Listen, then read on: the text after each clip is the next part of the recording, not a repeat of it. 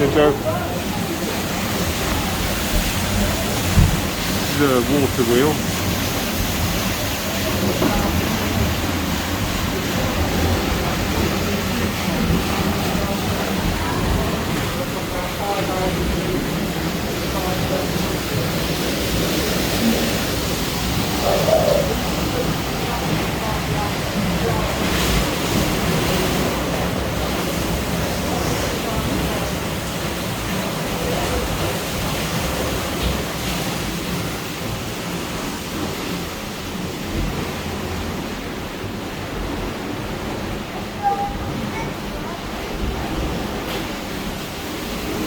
These two here, this, and this one over there, that's what they put the flour, Yeah. well, make the flour.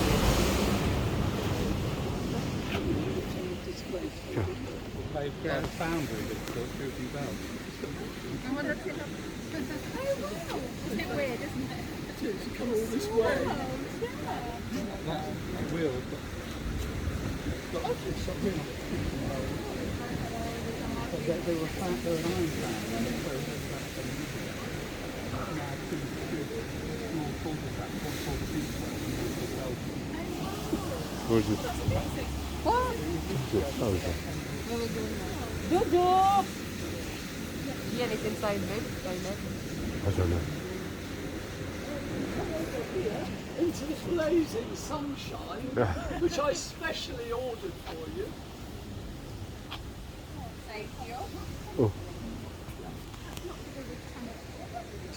Where is it? Are you going to? Oh, sorry. No. Look, what you are is a plant. You fed me alive. First of all, you can see when the building was built. It's on the top. It says 1591. Right? So that's when this was built. The Latin. I had a Latin scholar with me last week on the trip, on the desk, just translating from Latin. And it basically means that this building was built. Yeah. Jojo, come here. Joe, here please. Not what, darlings? He said what? It's all right. Well, when I say it's all right, Joe. it is very Oh, there's a stream there. That's very fast, Joseph. Give me your hand. Joe.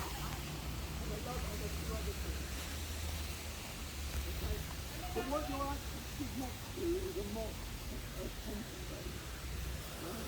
So this is called a tenterframe. Right? And so this is called a tenterhook. Yes, exactly.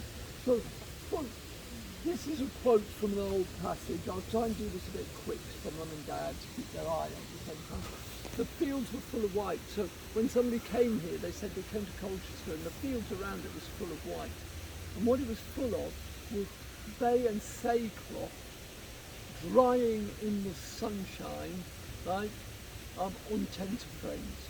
So this was a fulling mill, right? Fulling mill was part of the woolen trade. Wool made England rich. That was our big earner all over the world. And this town of Colchester for 200 years at least was an industrial town making lots of money, and people in Colchester don't even know that, you know. And what is fulling? Well, when they're making wool, you have a woolen merchant. So I come to you as the farmer, I buy the wool, I transfer the wool to you who may card it, scrape it, clean it. I take it Joe. to you who might spin it, might be the other way round. I do understand. Just get through this. And then I might go to you and you might read it. And the wool will get Joseph, here please. Come here.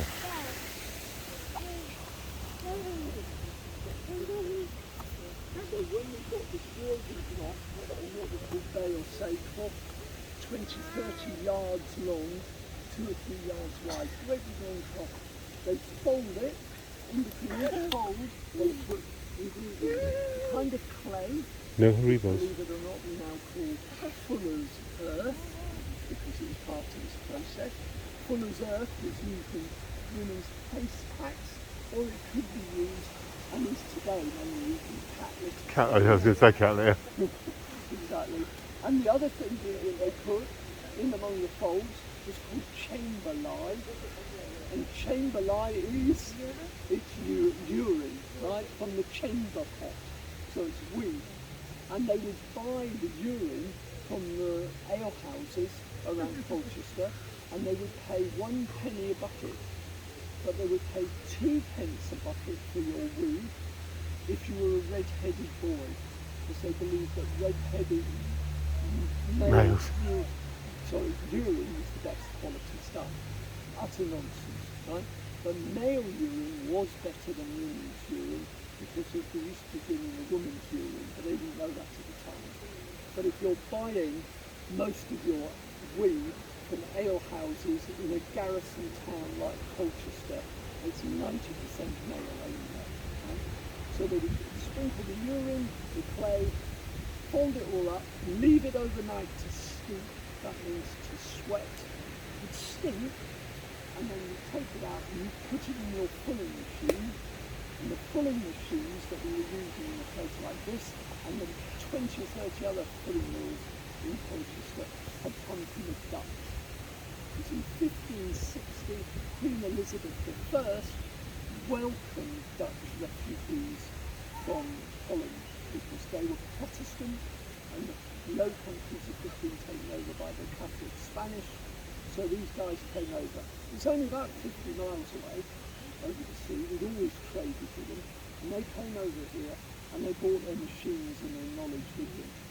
The big centre of Colchester is still called the Dutch Quarter, and if you go into the old narrow streets of Colchester, you'll see Dutch names, alley names. They were the cloth masters, and they built these machines, and I'll show you on the top later on.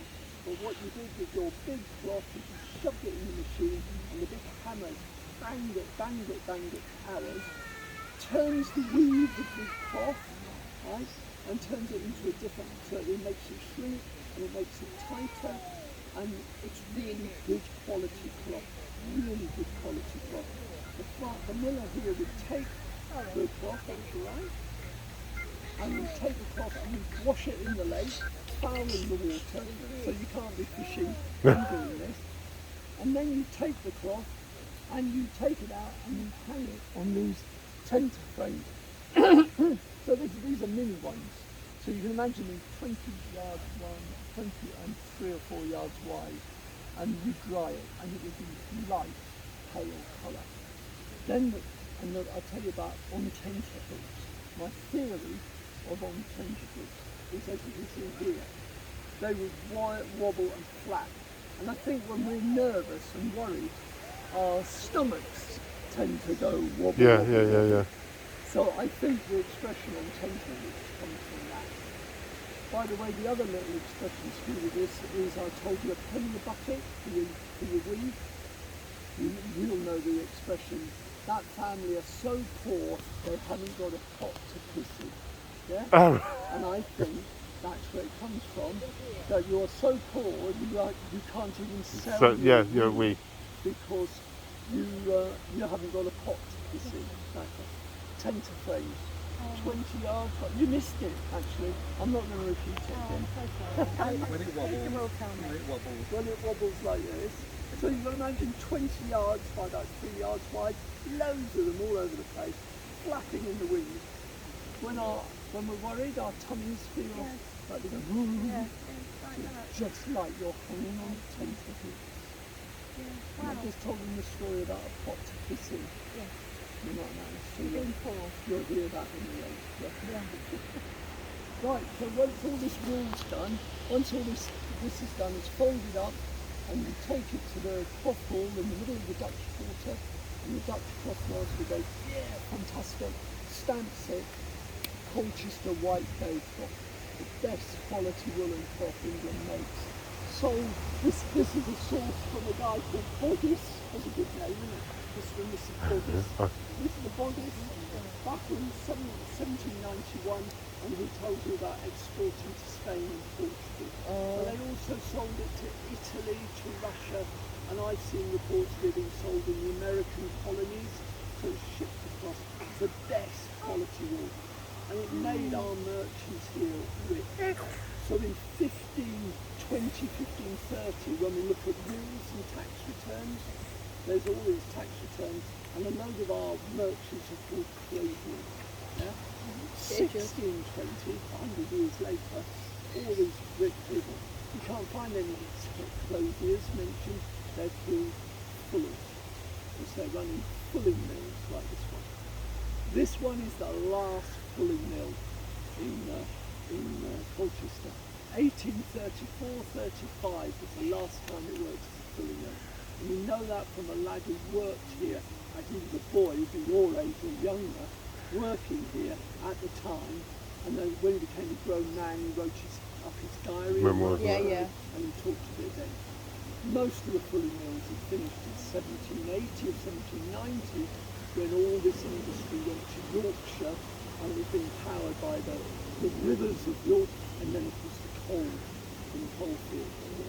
It survived here longer because of the garrison town, and because in 1790 we started the war against France, the Napoleonic War, and there were 7,000 troops based here, and they needed uniforms, and the officers wanted to look grand and all that stuff.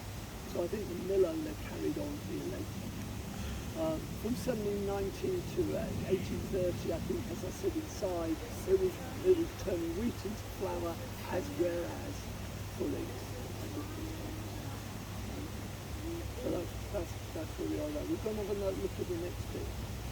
Did you see any nice animals when you were down the bottom?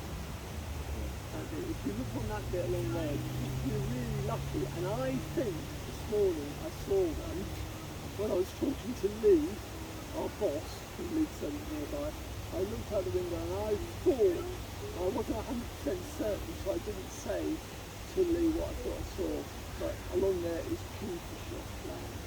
Oh, right. You sometimes get beautiful little blue kingfishers. And I thought I saw one, and I was looking, I wasn't trying not to, this is our boss. I wasn't going to say, shut up a minute, Lee, I think that's a kingfisher. So if I'd known it was a kingfisher, I would have done, because he'd have been as keen as anyone to see it. Sometimes you see kingfishers. Yeah, I see it. We'll walk round there. Come on, let's go. Oh, darling, thank you for being good. Stones Going to dinner. And if you were a stonemason and I wanted you to build a wall, you would build a wall and you'd say, I want to be paid for that bit of wall, right, on one side. And you would sign it, not with your name, because you couldn't read and write, you would sign it with your mason. You'd have your very own mark. And then when I came along, you'd say, this is my bit, and I'd pay you, right? So that's what that is. There's another one. Looks like an egg. It's always difficult to see. Just above my head. Yeah. The white line, you see the cross in the middle? That's another one. Yeah, Do you know what? Well spotted. I missed that one. I was going to say there are 5 in this wall, and that's one of them, and I haven't seen that one for ages, so well done. Do you see the one in that one? Do you see the one higher up? There's a line there. And then just above that is a sort of darkish stone, and right in the middle is a cross like that. You can't see it, can you? It's straight under my arm now. yeah. Got it? Got it? That's another one. 1, 2, well spotted. And there's another really good one on that right hand side, which is a couple of swords. It's great fun. And all those mason marks come from the monastery. So when they were paid for the monastery, and then of course when the Lucases took the stones and brought them down here, they just happened to appear. And You can see there's a lean-to here. One. Yeah. This is the door. Remember you moved the curtain? I don't know what that was then. This is a good thing. Look, can you reach up and push it? Can you? No, you can't. Come up this end, it's higher. Give it a push. Right. This, I always wondered what it was, and one of our visitors worked in a mill when he was a boy, and he told me about this. So this is, imagine a horse and cart comes down full of grain, yeah? He pulls up under here, a rope is hanging from up there, and it pulls the bag of grain up to the loafing. If the rope breaks, Oh, it just bounces to falls that. down and could kill you, or the horse, what have you. But in fact, the grain will land bang, because when you pull it up, that will go up. If the rope breaks, it will do that, and the bag of the flour will land. See? I never thought. Go on then, here you go.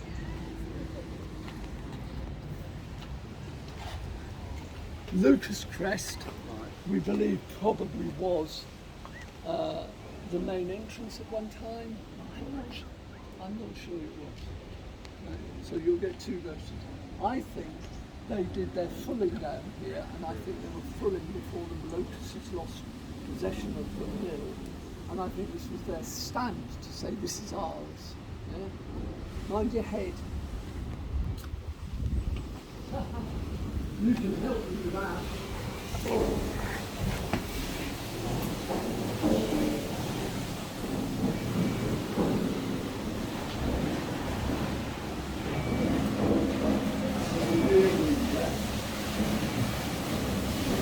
So this is the great big wheel wheel, so your water wheel, motion that way, comes through. This would have been the axle, and we reckon it was an axle up until the 19th century.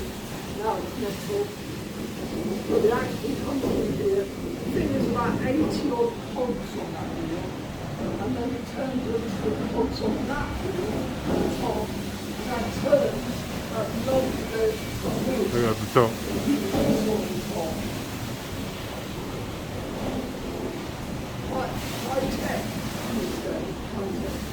This, where my helper is our knock-up pulling machine. I told you about the top. That, by the way, is what the closest we get to Dale Sabre. Yeah? So you can touch that, that's fine. That's what our dressings, our shirts and stuff that we made out of. It's really quite heavy though, isn't it? Right. It's wool. It's going to keep you warm. And you didn't have any clothes. So the clothes you had, you wanted to last. I would have been running around naked because I'm allergic to wool. I tell you So it's what, very good for me. after running around naked in our climate for a while, you would say something. Yeah. Right, this I can assure you is not real candlelight. This is cold cheese.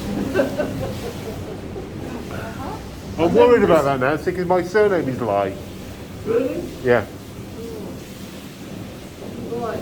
So they're saying I'm we. No, I think lime means something else, doesn't it? Yeah, because we've seen like Oriental stuff, Lai water. Yeah. I think it's got lots of different names for it, but Well, do you remember I told you fold the cloth up and you put it under the hammer? What's your son's name? Gian. Here, come and give me a hand. Right, so you've got to imagine that this is the water wheel, and what you're going to do is pedal it. Come on. Keep going. Come on. You can do it. Once you keep going. As you can see, excellent. Oh. So, I'm going to put my hands here. As you can see from here, they cut the wood so that we would turn, this isn't, but we would turn the cloth over at the same time, right? Bang, bang, bang, bang, bang, bang, bang. And this one came in 2015.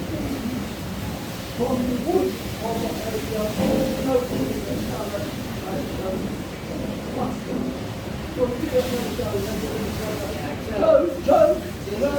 Jojo.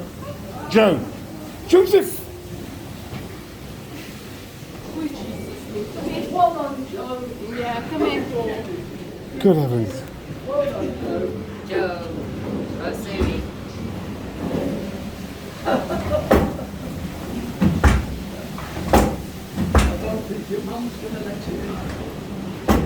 This would have been really quite noisy, obviously. Oh, this would have been I take it. terribly noisy, smelly, you know, the urine, the whole thing. It was a stinking business, but it was a very profitable business. Behind you, sometimes we call this room the face room, because of the face on the wall. Oh. And we believe that this is a Roman face, right? Flat above here, Roman's head, is of Minerva. Minerva isn't the Roman which is behind you now.